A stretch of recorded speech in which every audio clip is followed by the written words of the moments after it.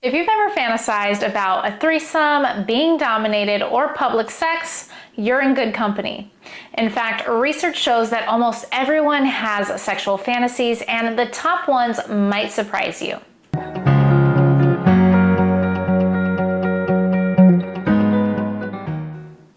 Hi everyone, I'm Dr. Holly, sex and relationship therapist, and today we're diving into the 7 most common fantasies people have, why they're so popular, and how to actually talk about them with a partner if you decide to do so, and why not every fantasy is meant to be acted out. Stick around because I promise you'll leave this video realizing that your erotic imagination is a lot more normal and a lot more fascinating than you might have thought. Let's dive in. First, what even counts as a sexual fantasy? A fantasy is basically a mental image, idea, or storyline that turns you on while you're awake. It could be as simple as thinking of someone kissing your neck, or as elaborate as building an entire storyline in your head.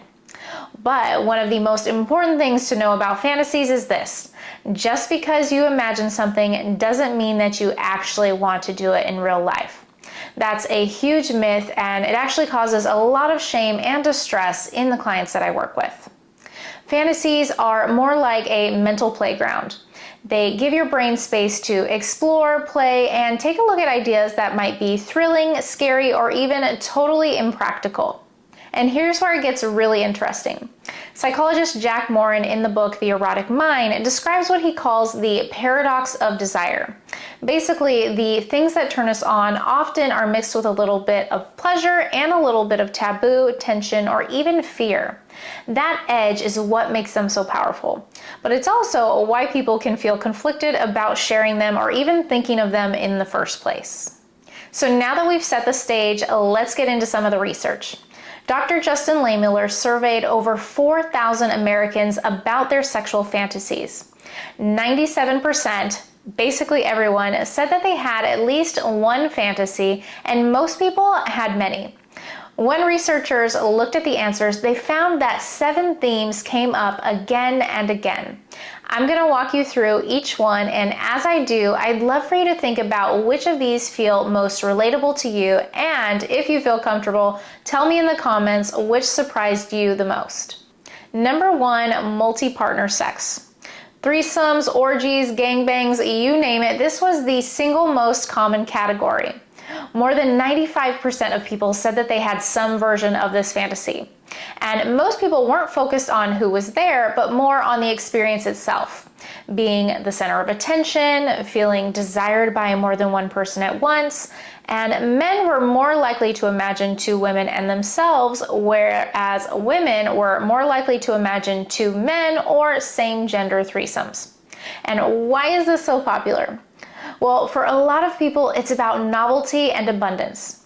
Imagine having a buffet where everything is your favorite food, and except instead of food, it's people. It's the idea of endless pleasure, endless variety, and being wanted by more than one person. Number 2, power, control, and rough sex. This is the world of BDSM. Bondage, spanking, domination, submission, role reversal. According to the study, most people had fantasized about this in some way, and here's something surprising. 61% of women, 54% of men, and 68% of non-binary folks reported fantasies of being forced in a controlled, consensual way. Now, before your jaws drop, remember, this is what I said about the paradox of desire. These fantasies are not about real-life assault. They're about creating a safe container where the person fantasizing still controls the script. For many people, submission is all about release. It's a way to turn off the pressure of being in charge all the time during their day-to-day lives. And for others, dominance is about stepping into power and intensity. Psychologists think BDSM fantasies can help escape stress, enter altered states of focus, and even find deeper meaning in sex. Number 3, novelty, adventure, and variety. Think sex on the beach, in a car, or even just somewhere unexpected. Think food play, sex toys, role play costumes, basically trying something new. Why so popular? Well, humans are wired to crave novelty. Biologists call this the Coolidge effect. When a new stimulus comes along, our brain perks up. In relationships, novelty is one of the best things to keep desire alive long term. Self-expansion theory also says that we're motivated to grow and explore, and sex is one way that we're able to do that. So it's not surprising that people fantasize about mixing things up. Number 4, taboo and forbidden sex. This is where fantasies cross into things we're told are off limits. Voyeurism, watching others, exhibitionism, being watched, fetishes, or playing with objects or scenarios outside of the norm. Some taboo fantasies are controversial, like hooking up with your sister-in-law or some other paraphilias. But remember, having a fantasy doesn't mean acting it out in real life. Often it's about the thrill of crossing a line or the forbidden fruit effect. Studies even show that arousal lowers our disgust response. In one experiment, people were more willing to consider things they would normally find gross when they were turned on. So, thinking back to the sister-in-law fantasy, this might be something that you would never ever do in real life, but sometimes the power of taboo is that sex changes the rules of what feels exciting. Number 5, passion, romance, and intimacy. Not all fantasies are wild. Many people imagine tender, emotional sex where the focus is on being loved, validated, or deeply connected. In fact, about 70% of people said that they rarely fantasize about sex that has a zero emotional component. These fantasies remind us that sex and intimacy are often intertwined, and for a lot of people, feeling loved is just as erotic as the physical act itself. Number 6, non-monogamy and partner-sharing. Different from group sex, these fantasies are about consensual non-monogamy, things like swinging, open relationships, or cuckolding.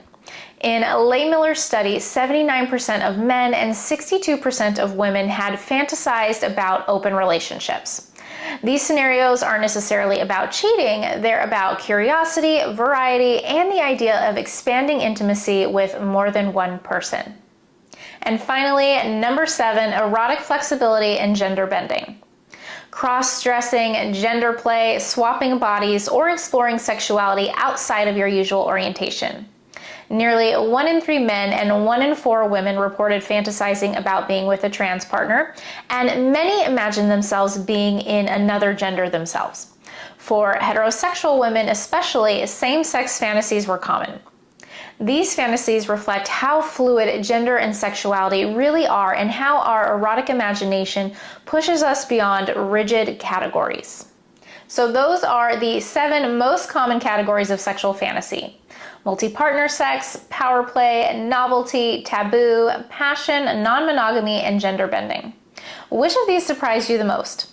Tell me in the comments, and I love to hear what you thought was really surprising or what you didn't expect to be so common. Now let's talk about the elephant in the room. Do you have to act on your sexual fantasies? The answer is no. In fact, sometimes the best place for your fantasy is in your imagination. That's where it's safe, exciting, and free of any real-world consequences. Remember the paradox of desire. What makes something hot or sexy in your head might make it uncomfortable or even unwanted in real life. But what if you do want to share a fantasy with your partner? How do you even bring it up? Well, this is where communication and safety come in. First, think of it as an invitation as opposed to a demand. You could say something like, "Hey, I had this fantasy the other night and it really turned me on. Want to hear about it?" That way, your partner knows that you're sharing and not pressuring or demanding that it's something that the two of you try. Second, choose your timing. Don't spring it on them mid-sex unless you already have that kind of dynamic. A calm, private moment is better. And third, reassure them. Make it clear that sharing doesn't necessarily mean that you expect to act it out. It's about intimacy and trust, and finally, be ready to have differences. Your partner may not share the same fantasy, and that's totally fine. The goal is openness, not necessarily matching and again acting out the fantasy. If you do decide to explore the fantasy together, remember consent, communication, and boundaries come first. Start small, like if you're curious about public sex, maybe start with role-playing it at home. If you're interested in BDSM, try something like a little light spanking before getting into something intense. And always have a safe word and boundaries. Always check in afterwards with aftercare like hugging, talking, or just reconnecting emotionally. One of my favorite ways to think about fantasies is this. They're not a to-do list, they're more like a playlist. You don't have to play every song, but it's nice to know that they're there. So here's my challenge for you. Take a moment this week to notice what your fantasies are telling you. Do they show a need for more adventure, more variety, more tenderness, more freedom? Even if you never share them with your partners, your fantasies are little windows into your erotic mind, and that's worth paying attention to. All right, let's wrap this up. The takeaway, fantasies are normal. They're universal, human, and often more common than we realize. Whether yours are about group sex, romance, or bending gender roles, the important thing to do is to look at them with gentle curiosity and decide for yourself how, if at all, you want to bring them into reality. Thanks so much for watching. If you found this video helpful, please don't forget to like, comment, and subscribe. And if you want to take a deeper dive into fantasies, check out the video that's going to pop up on your screen next. Until next time, remember you deserve a healthy, happy, and pleasurable life.